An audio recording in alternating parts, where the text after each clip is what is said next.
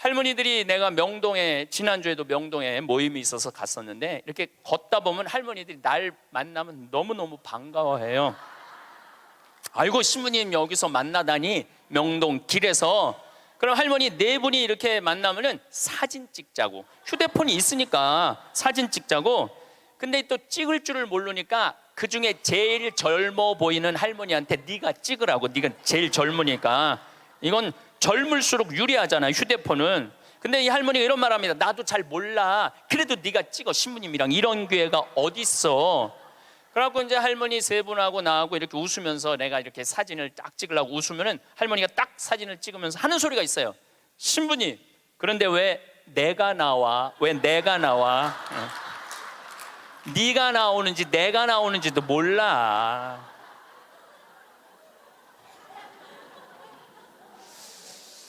요즘 애들은 태어나면서부터 어떻게 태어나는 줄 아세요? 이러면서 태어나요. 이러면서, 태어나면서. 요즘 애들은. 그런데 1살, 2살도 그걸 보는데, 지금 60대 넘어서는 할머니들은 지금 세상이 어떻게 돌아가고 있는지 모르는 거예요. 1990년대는 세계 10대 기업 중에 일본이 8개를 차지했어요.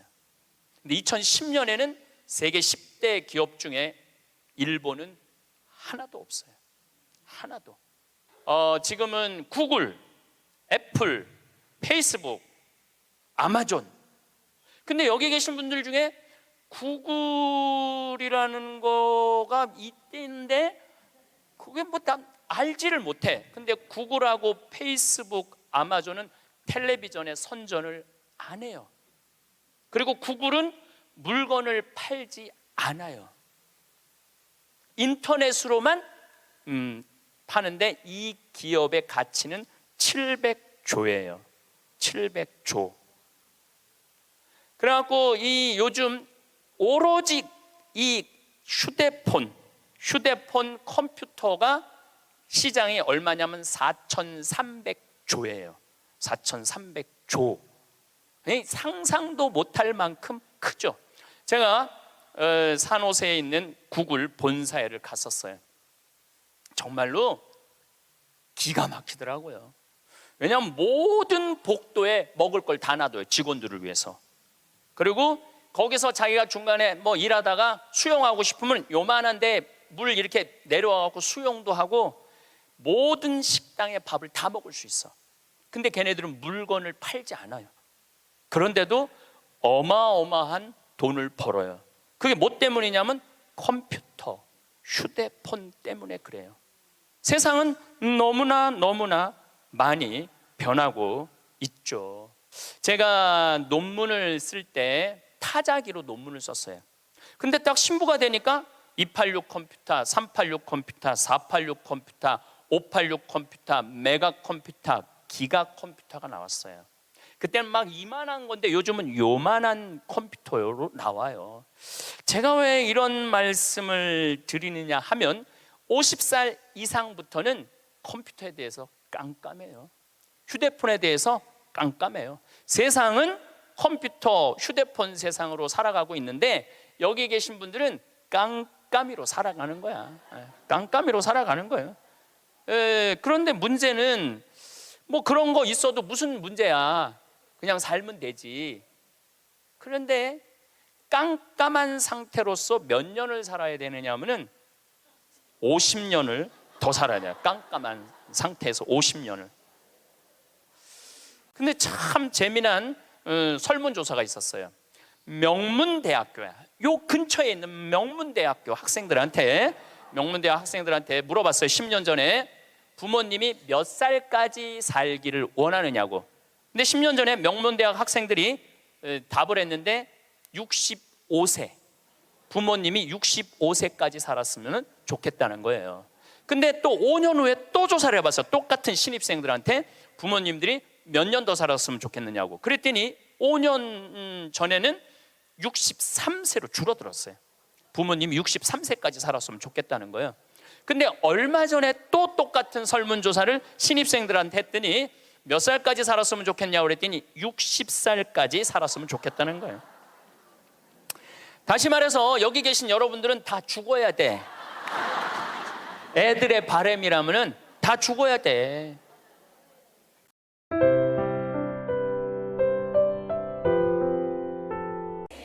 네, 반갑습니다. 네, 이번 강의의 주제는 변화의 도전이라는 주제로 강의를 하도록 하겠습니다. 지난 1000년의 발전 속도는 지난 100년의 발전 속도하고 똑같고, 지난 100년의 발전 속도는 지난 10년의 발전 속도하고 똑같고, 또 지난 10년의 발전 속도는 지난 1년의 발전 속도하고 똑같다고 그래요. 또 지난 1년의 발전 속도는 지난 3개월의 발전 속도하고 똑같다고 그래요. 그럼 과거의 1000년 동안의 변화가 지금 3개월 만에 일어나는 거죠. 제가 지난 7월 22일 날 아프리카 잠비아에 선교 봉사를 떠났습니다. 한국에서 인천공항에서 홍콩 들르고, 홍콩에서 남아프리카 공화국 요한네스버그 공항에 가서 또 거기서 비행기를 갈아타고 잠비아까지 가는데 26시간이 걸렸어요. 26시간. 많은 분들은 이야 그러는데, 내가 만약에 1000년 전에 한국에서 잠비아를 갔다면은 1년이 걸려도 못 가요. 1년이 걸려도. 아마 제 생각에는 가다가 죽었을지도 몰라요. 가다가. 그런데 그런 아프리카 잠비아를 저는 벌써 8번을 갔다 왔어요. 그러니까 8번을 갔다 왔다는 얘기는 지난 1000년 전 사람들은 상상도 못할 만큼 빠르게 산다는 거죠. 교통적인 면에서. 그리고 보름 동안 잠비아 신학교 수녀원 짓는 거 일을 하고, 그 다음이 미국 강의가 있었어요. 또 다시 잠비아에서 비행기를 타고 요한네스버그 공항에 와서 15시간 비행기를 타고 뉴욕으로 갔어요. 또 뉴욕에서 최종 목적지 LA까지 6시간 비행기를 타고 갔어요. 그것 또한 26시간이 걸렸어요. 26시간이 걸렸는데 벌써 이제 지구를 한국에서 출발해 갖고 거의 3분의 2바퀴를 도는 거잖아요. 그래서 미국에서 LA, 시카고, 텍사스, 덴버, 멤피스, 최종은 다시 동부 아틀란타에 가서 강의를 하고 다시 13시간을 타고 한국으로 돌아왔어요. 지구를 한 바퀴 딱 도는데 걸리는 시간은 3일이에요. 3일. 지구를 한 바퀴 도는데 걸린 시간이 3일이에요. 1000년 전에는 지구가 그렇게 동그란지도 몰랐어요. 1000년 전에는. 돈다는 건 상상도 못했고, 아마 배 타고 많이 돌았겠죠. 배 타고 돌았으면은 아마 거의 죽었을 거예요. 그런데 이렇게 제가 지구를 한 바퀴씩 매번 도는 게 벌써 한 5번 정도 이렇게 돌았어요. 그러니까 옛날 사람들에 비하면은 나는 엄청나게 빠른 속도로 살고 있는 거죠. 여러분들 서울에서부터 부산까지 KTX로 얼마가 걸려요? 2시간 반 걸려요. 앞으로 조금 무슨 기차가 나오면 30분 걸린대요. 30분. 부산에서부터 옛날에 한양까지 오는데 걸린 시간은 한 달이었다고 그래. 한 달. 야, 옛날에 한 달 걸리는 걸 2시간 반 만에 가는 거예요. 그런데 뭐가 그렇게 조급해갖고 1초도 못 기다리고 빵빵거리고 속력 내고 그런 거 보면은 현대인들이 엄청난 혜택을 누리고 있으면서도 많은 걸 뺏기는 것 같아요. 저는 요즘 운전을 할 때 거의 과속을 하지 않아요. 요즘은 내비게이션으로 여기 딱 찍으면은 평창에서부터 삼성산까지 2시간 반 정도 걸려요. 그러면 한 30분 전에 오면은 그냥, 또 요즘 차가 좋아갖고 크루즈라는 걸 걸어놓으면 앞차하고 간격을 자기가 알아서 껴드는 차들은 다 껴줘요. 추월하겠다는 차는 다 추월하고. 근데 예전에는 나도 급하게 다닐 때는 운전이 스트레스가 많았어요. 근데 껴줄 거 다 껴주고 양보할 거 다 양보하고 그냥 앞차 따라오니까 운전이 그렇게 편안하더라고요. 여러분들도 너무 급하게 살지 마세요. 급하게 안 살아도 옛날 사람들보다는 제가 보기엔 1000배 빨리 살고 있는 거예요. 급할 게 하나도 없더라고요. 근데 교통보다 더 무서운 변화가 있어요. 교통보다 통신이에요. 통신. 1960년대는 여러분들 집에 무슨 전화기가 있었죠? 돌리는 다이얼 전화기가 있었죠? 네. 1970년대 후반 80년대 막 초에 들어서서는 뭐가 있냐면요, 누르는 전화기가 나왔어요. 그리고 80년대 중반에는 집안에서 무선 전화기가 있었어요. 그러니까 이 거실에 이 돌리는 전화기 있을 때는 바람을 피고 싶어도 필 수가 없었어요. 거실에서 통화를 해야 되니까. 근데 이거는 뭐 화장실에 가서 들고 가서 해도 되고, 그러니까 이 세상이 변하기 시작한 거죠. 1980년대 말은 드디어 우리가 알고 있는 휴대폰이 나왔어요. 휴대폰이 이제 집 밖에서도 전화를 할 수 있는 세상이 된 거죠. 그리고 우리나라에서는 각각 나라마다 다르는데 2009년에 본격적으로 스마트폰이 나왔어요. 이 스마트폰 안에는, 그래서 제가 오늘 특별히 휴대폰을 갖고 왔는데, 이 안에는 모든 게 다 들어와 있어요. 이걸로 내 차 시동도 걸을 수 있고, 이걸로 텔레비도 볼 수 있고, 동영상도 볼 수 있고, 음악도 들을 수 있고, 인터넷도 할 수 있고, 유튜브도 볼 수 있고. 이게 못하는 게 없어요. 정말 못하는 게, 요 조그만 거 안에 못하는 게 없어요. 1960년대 컴퓨터가 처음 나왔을 때 컴퓨터 미사일 궤적 계산하느냐고 컴퓨터를 썼어요. 그 컴퓨터 크기는 30톤이었어요. 30톤. 그러니까 이 앞에 앉아 계신 여러분들 그런데 그거보다도 이게 성능이 더 좋아요. 훨씬 더 좋은 세상에 살고 있어요. 할머니들이, 내가 명동에, 지난주에도 명동에 모임이 있어서 갔었는데, 이렇게 걷다 보면 할머니들이 날 만나면 너무너무 반가워해요.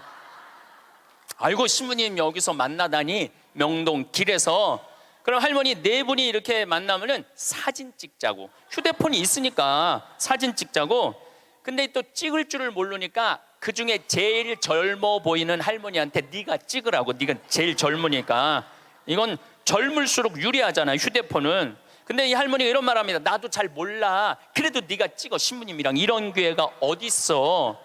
그래갖고 이제 할머니 세 분하고 나하고 이렇게 웃으면서 내가 이렇게 사진을 딱 찍으려고 웃으면은 할머니가 딱 사진을 찍으면서 하는 소리가 있어요. 신부님, 그런데 왜 내가 나와? 왜 내가 나와? 네가 나오는지 내가 나오는지도 몰라.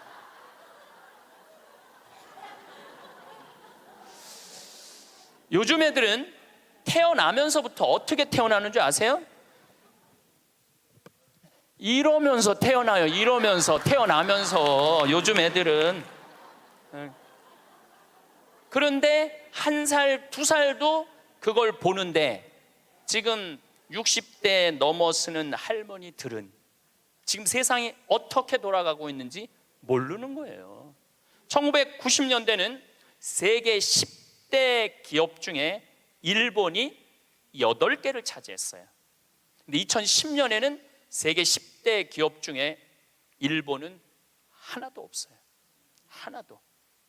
지금은 구글, 애플, 페이스북, 아마존.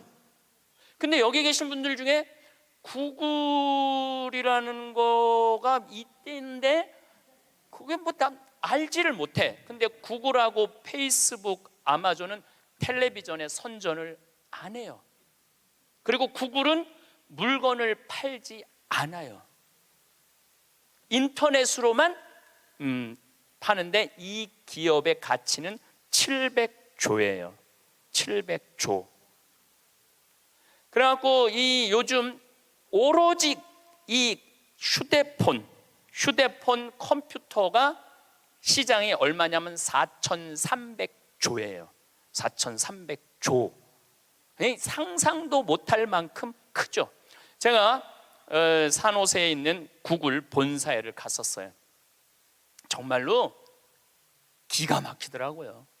왜냐하면 모든 복도에 먹을 걸 다 놔둬요. 직원들을 위해서. 그리고 거기서 자기가 중간에 뭐 일하다가 수영하고 싶으면 요만한데 물 이렇게 내려와갖고 수영도 하고 모든 식당의 밥을 다 먹을 수 있어. 근데 걔네들은 물건을 팔지 않아요. 그런데도 어마어마한 돈을 벌어요. 그게 뭐 때문이냐면 컴퓨터, 휴대폰 때문에 그래요. 세상은 너무나 많이 변하고 있죠. 제가 논문을 쓸 때 타자기로 논문을 썼어요. 근데 딱 신부가 되니까 286 컴퓨터, 386 컴퓨터, 486 컴퓨터, 586 컴퓨터, 메가 컴퓨터, 기가 컴퓨터가 나왔어요. 그때는 막 이만한 건데 요즘은 요만한 컴퓨터로 나와요. 제가 왜 이런 말씀을 드리느냐 하면 50살 이상부터는 컴퓨터에 대해서 깜깜해요. 휴대폰에 대해서 깜깜해요. 세상은 컴퓨터, 휴대폰 세상으로 살아가고 있는데 여기 계신 분들은 깜깜이로 살아가는 거야. 깜깜이로 살아가는 거예요. 그런데 문제는 뭐 그런 거 있어도 무슨 문제야. 그냥 살면 되지. 그런데 깜깜한 상태로서 몇 년을 살아야 되느냐 하면은 50년을 더 살아야 돼요. 깜깜한 상태에서 50년을. 우리 생태마을에 오늘도 이제 피정객들이 들어와 계신데 저녁에 프로그램이 제 강의 말고도 7시부터 8시까지는 별 이야기를 해요. 우주에 관련된. 우리가 이제 생태마을이잖아요. 우주에 관련된. 근데 너무너무 좋아해 사람들이 그 이야기를. 그 하는 선생님이 그 공부를 많이 하셨어요. 그래갖고 캐나다에서 오신 분들이 그 별 얘기를 듣고 우리 캐나다 토론토에도 와서 강의해달라고 그럴 정도로. 그래서 그 선생님이 신부님 덕분에 내가 캐나다 가서 강의하게 생겼다고. 그리고 8시부터는 이번에 7월 1일 날 주교님께서 우리 생태마을에 많은 피정객들이 오니까 시카고 대학에서 상담 심리 박사학위를 딴 신부님을 보내주셨어요. 이 신부님은 8시부터 9시까지 무슨 프로그램을 하느냐면 별별 이야기를 해요. 별별 이야기를 다 해보자 이거야. 별별 이야기를. 그래서 이제 뭐 마음이 답답한 분들이 원두막에 모닥불 펴놓고 이야기를 원래는 1시간 하는데 대개 2시간에서 2시간 반 한대요. 근데 할머니 한 분이 별별 이야기를 하는데 이 할머니 하는 말이 그 신부님한테 신부님 나는 일생 남 피해 준 적도 없고 죄진 적도 없고 신앙생활 열심히 했다는 거예요. 난 정말 부끄럽지 않게 살았는데 며느리가 어느 날 갑자기 자기를 보더니 야인년아 그러더래요. 야인년아 내가 무슨 죄를 졌다고 며느리한테 그 소리를 들어야 되느냐고. 나는 억울해 죽겠다고 1시간 반을 하소연을 하더래요. 내가 그 얘기를 듣고 우리 상담 소장 신부님한테 그랬어요. 그 할머니가 정말로 모르는 게 하나 있다. 그 할머니가 정말로 잘못한 거는 안 죽고 오래 사는 게 잘못한 거다. 그 할머니의 잘못은 안 죽은 거다. 안 죽은 거. 옛날에는 집안에 그 장수하는 어르신이 있으면 집안에 가문의 자랑이었어요. 근데 참 재미난 설문조사가 있었어요. 명문대학교야. 요 근처에 있는 명문대학교 학생들한테 물어봤어요. 10년 전에 부모님이 몇 살까지 살기를 원하느냐고. 근데 10년 전에 명문대학 학생들이 답을 했는데 65세. 부모님이 65세까지 살았으면 좋겠다는 거예요. 근데 또 5년 후에 또 조사를 해봤어요. 똑같은 신입생들한테 부모님들이 몇 년 더 살았으면 좋겠느냐고. 그랬더니 5년 전에는 63세로 줄어들었어요. 부모님이 63세까지 살았으면 좋겠다는 거예요. 근데 얼마 전에 또 똑같은 설문조사를 신입생들한테 했더니 몇 살까지 살았으면 좋겠냐고 그랬더니 60살까지 살았으면 좋겠다는 거예요. 다시 말해서 여기 계신 여러분들은 다 죽어야 돼. 애들의 바람이라면은 다 죽어야 돼. 그런데 부모님 생각하고 자식 생각하고는 너무너무 다른 거예요. 부모님은 손자도 보고 싶고 증손자도 보고 싶고, 그런데 자식들은 다 키웠고 할 일 다 했으니까 죽어라 이거예요. 죽어라. 제가 왜 비행기 얘기도 하고 휴대폰 얘기도 했느냐 하면, 세상은 너무나 많이 변하고 있어요. 그런데 누가 세상의 변화를 못 읽느냐 하면, 여기 계신 50대, 60대, 70대 되신 분들이 세상이 어떻게 돌아가는지 모르고 있는 거예요. 그게 큰 문제라는 거예요. 그걸, 세상이 돌아가는 걸 알면 대처를 할 텐데, 세상 돌아가는 거에 대해서 알지를 못하니까 야인녀나 이 소리를 듣는 거예요. 그러니까 여러분들, 며느리한테 야인녀라는 소리 안 들으려면 어떻게 하면 좋아? 아니지, 죽으라는 얘기가 아니야. 죽으라는 얘기가 아니라 자식하고 같이 살 생각을 처음부터 하지 말아야죠. 왜 자식하고 같은 집에서 살아요? 그러니까 그런 마음으로 인생을 바라봐야 된다는 거예요. 그런데 아마 2040년에는 아마 제 생각에는 아이를 거의 낳지 않을 거예요. 2040년이 되면은 아이들을 안 낳아요. 왜 아이들을 안 낳느냐면, 지금 대한민국의 애들 고통스러워요, 안 고통스러워요? 공부하느냐고 고통스럽죠? 경쟁하느냐고 고통스럽죠? 그러니까 애들을, 세계에서 가장 애를 안 놓는 나라에 이유가 있는 거예요. 애들이 고통스러우니까, 너무너무 고통을 겪으니까, 또 지금 애를 안 낳는 30대, 40대들은 자기네들이 그렇게 고생을 했으니까, 내 자식이 이 세상에 태어나갖고 그 경쟁 속에 애를 키우고 싶지 않은 거예요. 그래서 애를 안 낳는 거예요. 2030년, 40년. 그러니까 지금 여러분들은 자식이라도 낳고 자식한테 투자라도 하지만은 2030년, 40년 되면 아예 자식을 안 낳을 거라는 얘기예요. 지금 대한민국은 저출산 때문에 이 민족이요, 애를 안 낳으면 민족이 사라지게 돼 있어요. 그러니까 이 대한민국의 존재 자체가 걸려 있는 거예요. 이게 정말 보통 심각한 문제가 아니에요. 그러니까 애를 많이 낳는 유일한 방법은 국가에서 대학까지 등록금을 대주는 거예요. 국가에서 대학까지. 아니 근데 이게 불가능한 얘기가 아니고, 유럽은 대학까지 다 국가에서 등록금을 내줘요. 심지어는 박사기까지 내주는 나라들도 있어요. 국가가 책임지면은, 여러분들 국가가 등록금 다 대주면은 여러분들은 훨씬 짐이 가볍죠. 그리고 노후 대책도 준비할 수 있고, 국가가 다 대주니까. 또 애를 많이 낳게 하려면은 국가가 뭐도 해야 되느냐면은, 할머니 할아버지들한테 연금도 다 보줘야 돼. 연금도 지금 20만 원, 40만 원 주잖아요. 그거 80만 원, 90만 원까지 올려야 돼. 80만 원, 90만 원까지 올릴 수 있어요. 여기, 그러니까 내가 답답하다는 거예요. 그걸 어떻게 주느냐고. 우리나라 경제 규모에 있는 나라들은 다 80만 원, 90만 원 줘요. 지금 다른 나라들은 80만 원, 90만 원 다 줘요. 누구한테 돈 뺏어서? 기업하는 사람들한테, 돈 많은 사람들한테 뺏어서 국민들한테 주는 거예요. 그래야지 국가가 살아나는 거예요. 얼마 전에 하와이에서 우리 할머니들 25분이 평창으로 1박 2일 피정으로 왔어요. 피정하고 그 다음에 어디로 가? 제주도로 가서 전주로 갔다가 서울 가서 다시 하와이로 간대요. 그러면은 그 할머니들이 그렇게 비행기 값 내고 그렇게 뭐 일주일, 2주일 한국에 여행 오는 이유가 뭐냐면, 하와이는 다른 미국보다, 하와이하고 알래스카는 연금을 많이 줘요. 거의 90만 원, 100만 원, 뭐 110만 원까지 준다고 그러는 것 같아요, 하와이는. 근데 이 할머니들이 돈을 안 쓰고 가만히 있어갖고 통장에 3만 달러가 넘잖아요. 그러면 다음에 연금을 줄여요.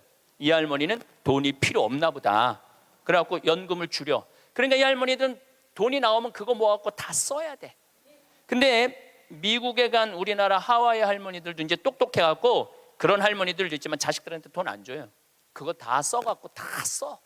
그러니까 한국도 출산율을 높이는 방법은 뭐냐 하면은, 애들 등록금 다 대주고, 그 다음에 할머니들, 할아버지들 연금 다 대주면은, 아니 애 낳으면 국가에서 등록금 대주고 그 다음에 늙으면 국가에서 용돈 주는데 애를 안 낳을 이유가 뭐가 있어? 애가 얼마나 사랑스러운데. 애기가 사랑스럽지 않아요?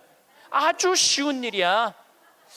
저 신부님 참 답답한 얘기하네. 돈이 어디 있어서 그런 걸 아느냐고. 여러분들, 내가 조금 전에 교도소 아주 굉장히 높은 분을 만나고 왔는데, 교도소에 죄수 한 명 1년에 돌보는데 들어가는 돈이 2,500만 원이래. 2,500만 원. 일주일에 한 번씩 고기 80년대부터 나왔대. 그리고 요즘 보리가 비싸갖고 다 쌀밥 준대. 보리가 비싸갖고.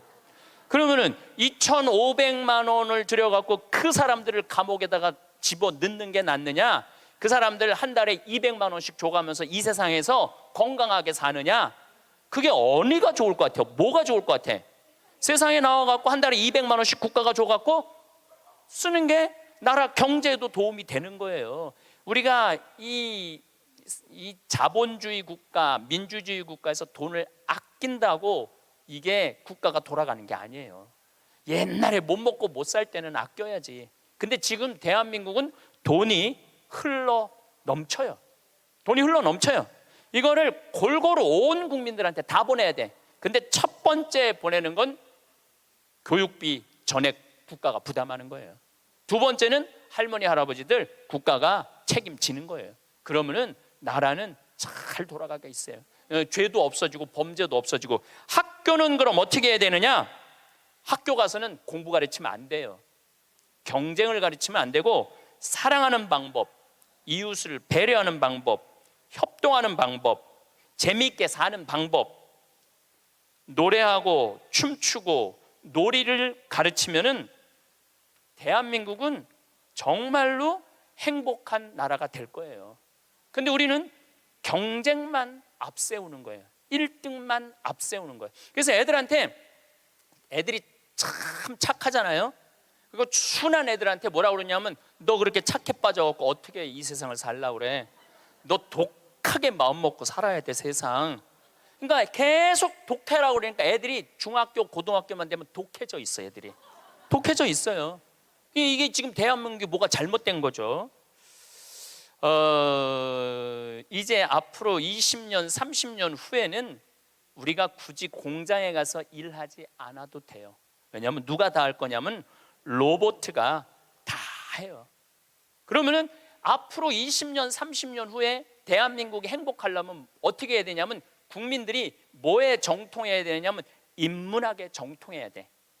인문학이라는 건 뭐냐면은 인간의 가치는 뭐고, 어떻게 살아야 되고, 어떻게 잘 죽어야 되고, 그 높은 정신적인 수준이 있으면은 서로 나누고 사는데 별 문제가 없다는 거예요. 앞으로는 컴퓨터가 우리 반 이상은 해요. 우리 살아가는 거 반 이상은 컴퓨터가 해요. 지난번에 알파고하고 우리 이세돌하고 바둑둔 거 아시죠? 네. 4승 1패. 알파고가 4승 1패 했어요. 이세돌이 1승을 했어. 유일한 1승이에요. 커제는 세계 바둑 1위 커제는 3전 3패. 근데 놀라운 건 알파고가 뭐라고 그랬냐면, 인공지능 컴퓨터 얘기하는 거예요. 뭐라고 그랬냐면, 이제는 인간하고 더 이상 바둑은 두지 않는다. 수준이 떨어져 갖고 더 이상 바둑은 두지 않는다는 거예요, 인간하고. 왜냐하면 자기 학습을 하거든. 자기 학습. 여러분들 요즘 로보 어드바이저라고 있어요. 로보 어드바이저. 이게 뭐냐면은 주식 투자할 때 이 로보 어드바이저한테 내 거 좀 투자 좀 해달라 그러면 얘가 투자하는 거야. 근데 이 로보 어드바이저가 투자를 하면은 평균 수익률이 3에서 5%래요. 거의 돈을 날리는 경우는 없대. 그러니까 사람이 분석하는 것보다 누가 분석하는 게 커? 로봇가 분석하는 게 큰 거예요. 그러니까 이 세상이 완전히 새로운 세상으로 넘어가는 거죠. 우리 주위에는 누구라는 인공지능 컴퓨터가 이제 들어왔어요. 우리 집에. 누구라는, 얘가 뭐를 하느냐면 영화도 보여주고 음악도 틀어주고 에어컨도 틀어주고 은행 업무도 봐줘요. 기가 막힌 거예요. 대화도 해주고 주인님 일어나시라고 그러고. 그러니까 이제는 앞으로는 제가 보기엔 2040년에 가면은 결혼도 하지 않을 거예요. 결혼도, 아이를 안 낳는 게 문제가 아니라 아예 결혼을 하지 않을 거예요. 미국에서는 이제 2040년에 뭐가 나왔느냐면 성생활하는 로봇가 나왔어요. 2009년에 라스베가스에서 로봇 전시회를 했는데 록시라는 여자 컴퓨터가 나왔어요.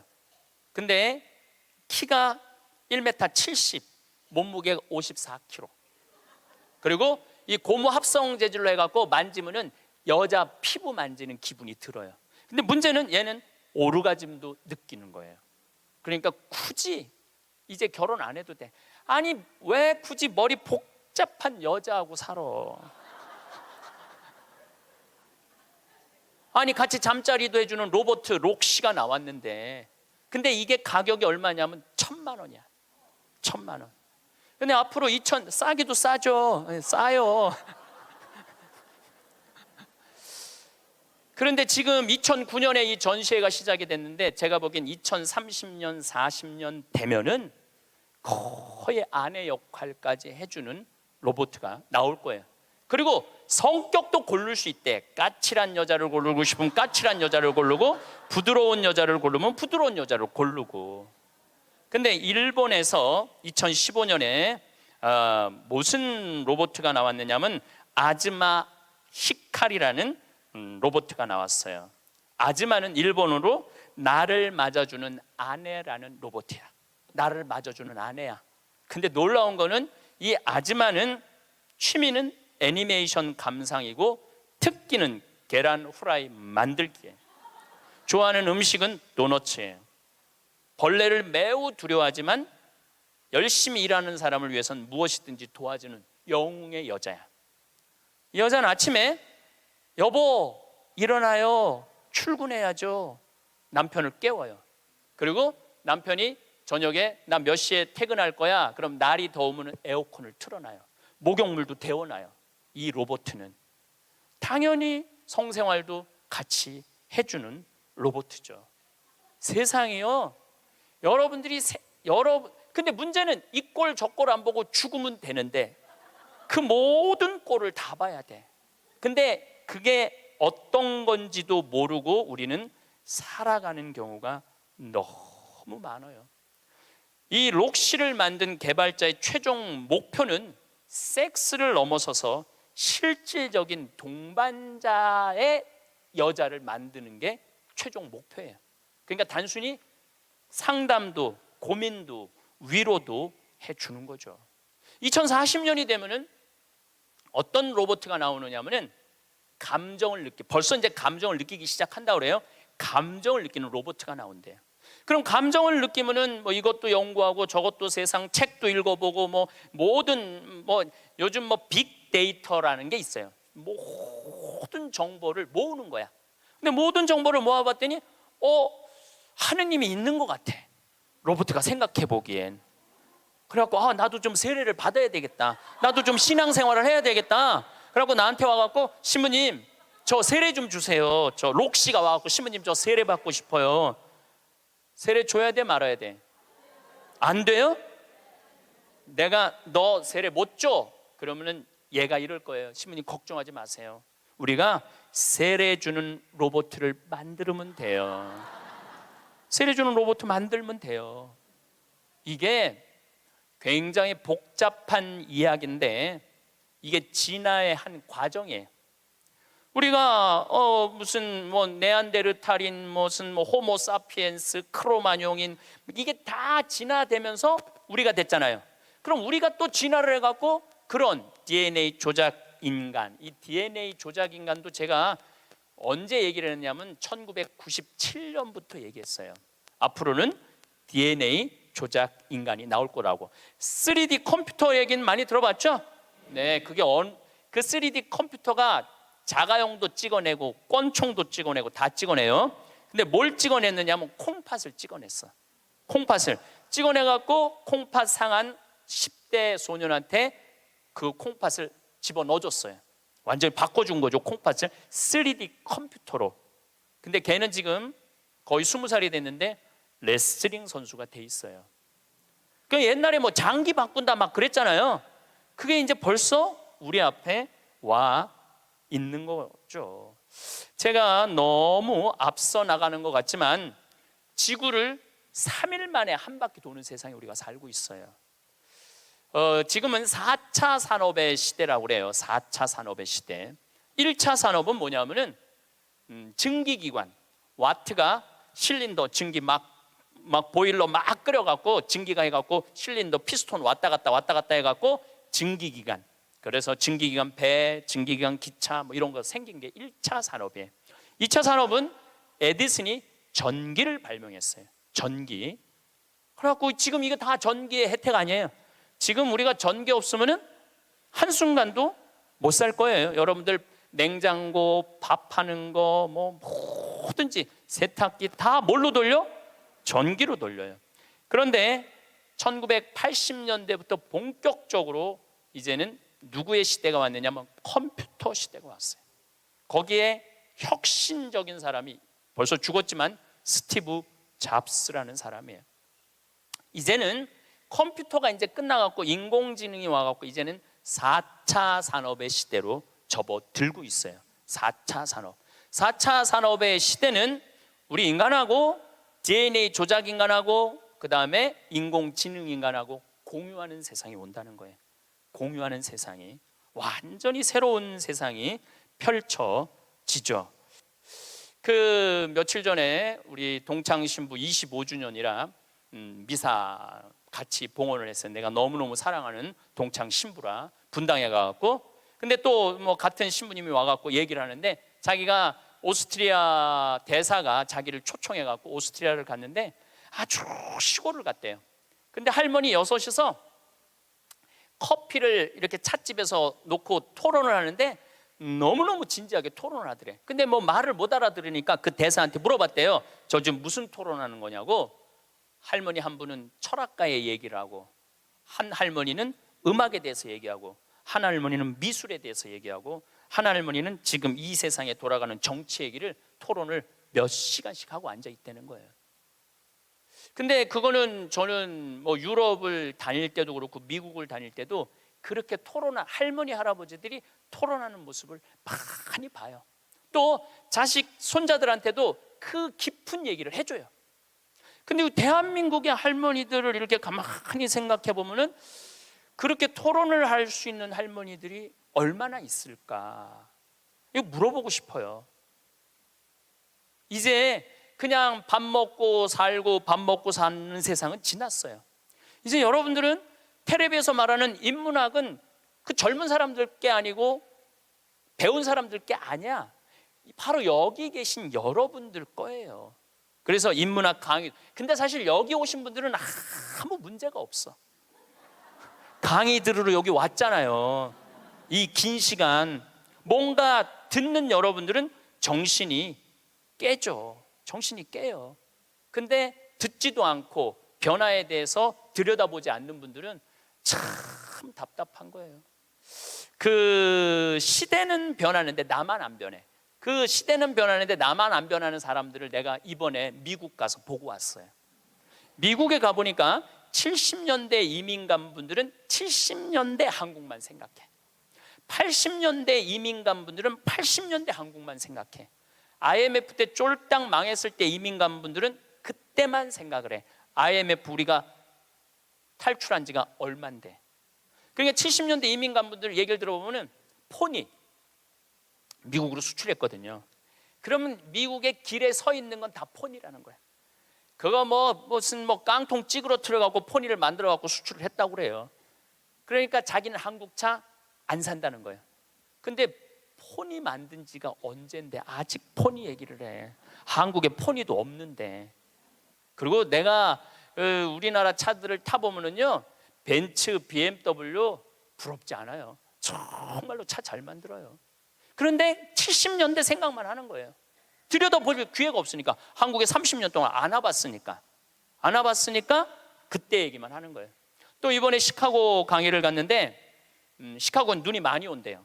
근데 이 시카고는 눈이 오면은 눈 떨어지기 전에 제설차가 기다리고 있다가 눈이 떨어지면 다 친대. 내가 강원도 산다니까 강원도는 제설차가 2대밖에 없지만은 우리는 눈 떨어지기는 다친다는 거예요. 그분은 80년대 이민 간 분이에요.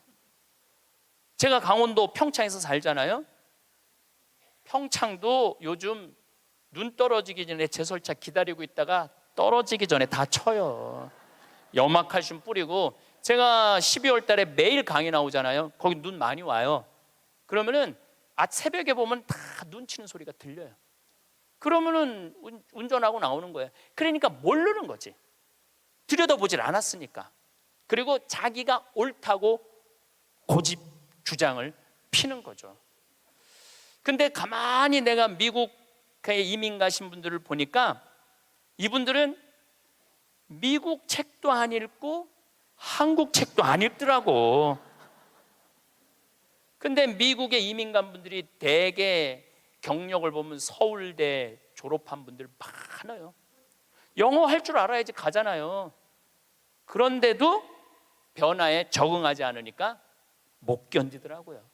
사람은요, 끝도 없이 공부를 해야 돼요. 제가 미국에 가서 이 얘기를 꼭 해요. 우리나라는 버스를 타고 가다가 앞에 데모를 해. 그럼 버스에 뭐라고 떠요? 목적지까지 제 시간에 못 갈 것 같다. 여기 내려갖고 지하철 몇 호선 여기 있으니까 타고 가면은 될 것 같다.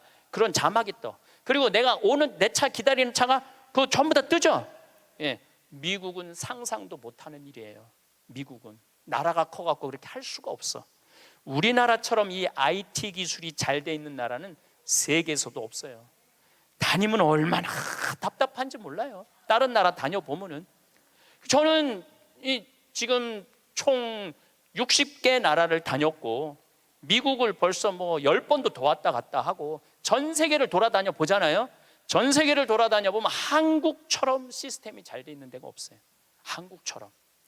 요즘 이제 동계 올림픽 한다고 영동고속도로 고속도로를 다시 깔았거든요. 제가 오늘도 이렇게 나오면서 이거는 고속도로가 아니야. 비단길이야. 얼마나 곱게 깔아놨는지 비단길이에요. 이런 도로를 가진 나라가 그렇게 많지 않아요. 미국도 도로 기가 막히게 잘 깔아요. 걔네들은 정말 상상도 못할 만큼 잘 깔아요. 미국 사람들. 그래도 이 영동고속도로만큼 비단길은 없더라고요. 우리나라가 돈도 많고 참 좋은 나라예요. 한 세대 만에 원조 받는 나라에서 원조 해주는 나라로 바뀌었어요. 이거는 전 세계에서 대한민국밖에 없어요. 지금 코트라 활동 대단해요. 또 제가 뭐 영남대학 무슨 많은 대학을 이렇게 다녀보면은 서울대학도 마찬가지고 무슨 각 대학마다 제3국에 있는 나라 학생들을 데려다가 공부를 시켜요. 그리고 석박사 과정. 그리고 공부만 시키는 게 아니야. 활동비, 생활비, 뭐 전세비 다 줘요. 그래갖고 여기서 공부하고 거기 가면은 집도 한 채 한대요. 그러니까 우리나라가 그렇게 지금 많이 도와주고 있는 나라예요. 원조 받는 나라에서 원조 해주는 나라로 바뀐 대단한 나라예요. 그리고 개발도상국 동남아시아 국가에서 가장 닮고 싶은 나라 1위는 어디냐면 대한민국이에요. 대한민국을 가장 닮고 싶어요. 그러니까 한국어를 그렇게 많이 배우는 거예요. 여기저기서 한국어를 많이 배우는 거예요. 아시아 국가 중에 민주주의도 1위예요. 미국이 민주주의 지수가 19위, 일본이 20위, 우리나라가 21위예요. 나는 내가 보기엔 미국보다 대한민국이 더 민주주의가 좋은 것 같아. 왜냐하면 경찰서에서 술 먹고 난동 부리고 의자 내던지는 나라는 대한민국밖에 없어요. 공무원들도 마찬가지예요. 뭐 공무원들 부패 지수가 높다 그러지만은 그 높은 사람들이고 요즘 젊은 공무원들 그 어려운 시험 봐서 통과한 공무원들은요. 오늘도 우리 이 직원이 무슨 우리 이제 생태마을 물건 허가 때문에 읍에 들어갔다 왔는데 그렇게 친절하게 설명을 해주고 도와주더라는 거예요. 근데 미국이나 뭐 유럽이나 가보면요 공무원들이요 얼마나 고압적인데요. 기다리라고 그러면 일주일도 기다려야 되고 2주일도 기다려야 돼. 참 좋은 나라에서 살고 있는 거예요, 여러분들.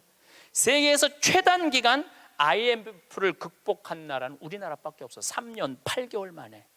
이것도 금 모은 나라. 대단하지 않아요? 한글의 기적, 문맹률이 1.7%밖에 안 돼요. 98%가 글을 읽을 수 있는 나라예요. 정말로 내가 보는 대한민국은 위대하고 대단한 나라야. 그래서 대한민국을 뭐라고 부르느냐면 대단해서 대한민국이라고 그러는 거. 대단해서 대한민국이라고. 더 놀라운 건 1970년대에서부터 2010년까지 필리핀은 국민소득이 10배 증가했어요. 필리핀이 1970년서부터 2010년까지 40년 만에. 그러니까 1970년대는 필리핀이 우리보다 잘 살았다는 얘기죠.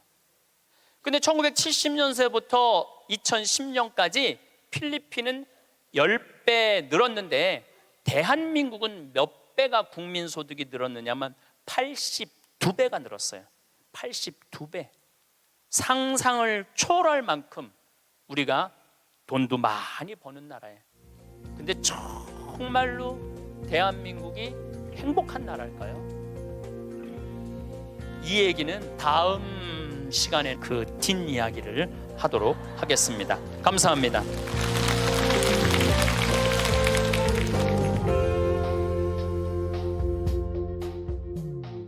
지금 우리가 살고 있는 시대는 과거와 비교할 수 없을 만큼 빠르게 변화하고 있습니다. 강연에서 언급된 것처럼 과거 1000년 동안의 변화가 지금은 단 3개월 만에 일어날 수 있다는 사실. 이는 교통과 통신 기술의 급격한 발전을 통해 명확히 드러납니다. 특히 인상 깊었던 점은 한국에서 잠비아까지의 여행 시간이 과거에 비해 얼마나 단축되었는지에 대한 부분이었습니다. 예전엔 상상도 할 수 없었던 일들이 이제는 일상이 되어버린 거죠. 또한 KTX로 서울에서 부산까지 이동하는 시간이 앞으로 더욱 단축될 거라는 예상도 신기하면서도 기대되는 부분이었습니다. 하지만 이 모든 편리함과 빠른 속도 뒤에는 우리가 잃어가는 것들도 있습니다. 바로 인내와 여유입니다. 현대인들은 많은 혜택을 누리고 있지만 동시에 많은 것을 잃어가고 있어요. 급하게 살지 않아도 되는데도 불구하고 우리는 종종 급함을 선택하곤 합니다. 이렇게 빠르게 변하는 세상에서 중요한 것은 변화를 받아들이면서도 자신의 속도를 잃지 않는 것입니다. 과속하지 않고 내비게이션에 의존하지 않고 때로는 스스로 길을 찾는 여유를 갖는 것이죠. 그리고 무엇보다도 이 모든 기술의 발전이 우리의 삶을 어떻게 변화시키고 있는지, 그리고 우리가 어떻게 그 변화에 적응해야 할지에 대해 생각해보는 시간을 가지는 것이 중요합니다. 앞으로도 변화하는 세상 속에서 우리는 계속해서 배우고 적응하며 성장해야 합니다. 그 과정 속에서 가장 중요한 것은 변화를 두려워하지 않고 이를 기회로 삼아 자신의 삶을 더욱 풍부하게 만드는 것이겠죠. 여러분도 이 빠른 변화의 시대를 어떻게 살아가고 계신가요? 여러분의 이야기를 들려주세요.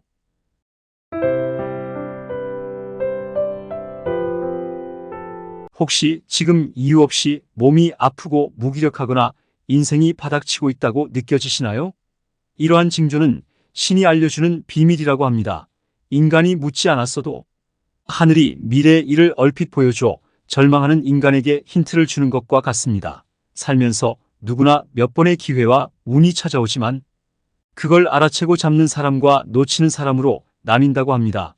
놓치고 나중에 가서 그때가 기회였는데라고 후회하면 너무 아깝지 않을까요?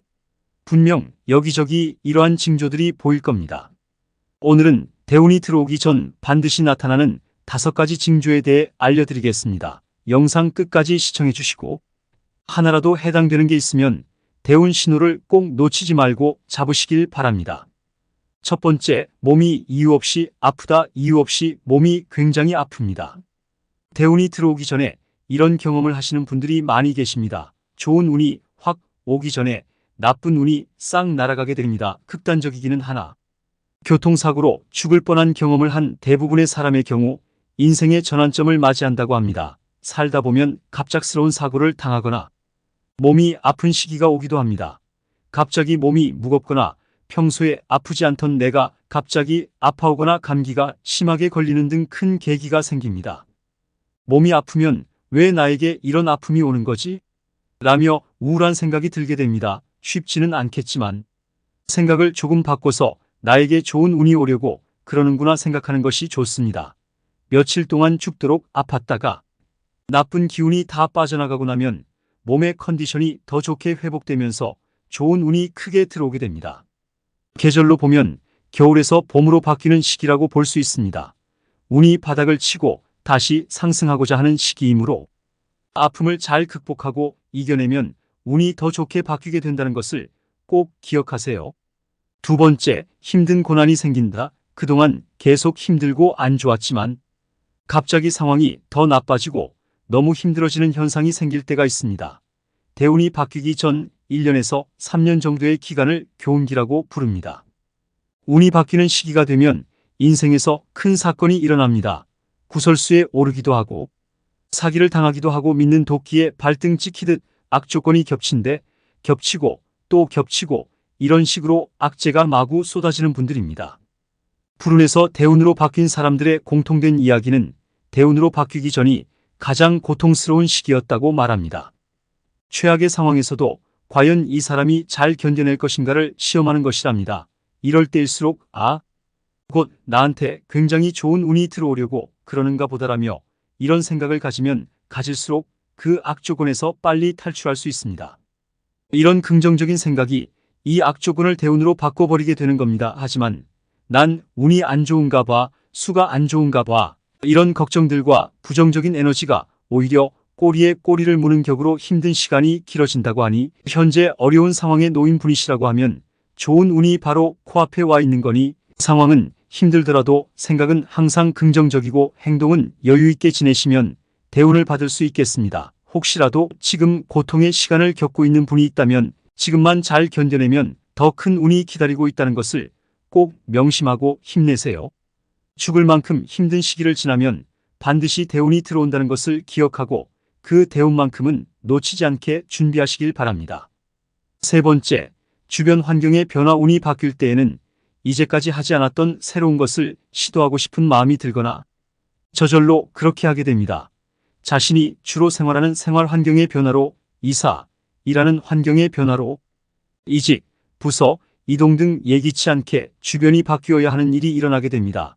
또한 타의가 아닌 자의에 의한 주변 환경의 변화 혹은 내 주변에 무언가를 바꾸고 싶다는 생각의 변화가 일어나고 있다면 이 또한 운이 좋은 흐름으로 바뀌고 있다는 징조가 될 수 있습니다. 물론 익숙한 환경에서 벗어나 새로운 환경에서 시작하는 것을 불안해하고 두려워하는 사람들이 많습니다. 하지만 바꿀 수 없는 상황을 탓할 바에야 담담히 받아들이고 현재 내가 바꿀 수 있는 그 요소 하나하나에 온전히 집중하는 것이 바로 현재를 산다는 것의 진정한 의미입니다. 즉 자기의 운을 자기 스스로 바꾸는 노력도 필요한 것입니다. 하지만 스스로 바뀌기 위한 노력을 하더라도 주변 환경이 그대로라면 이는 결코 쉽지 않은 것이 사실입니다. 주변 환경은 바꿔줄 테니 그에 맞춰 자신 스스로부터 바뀌어야 한다고 힌트를 주는 것입니다.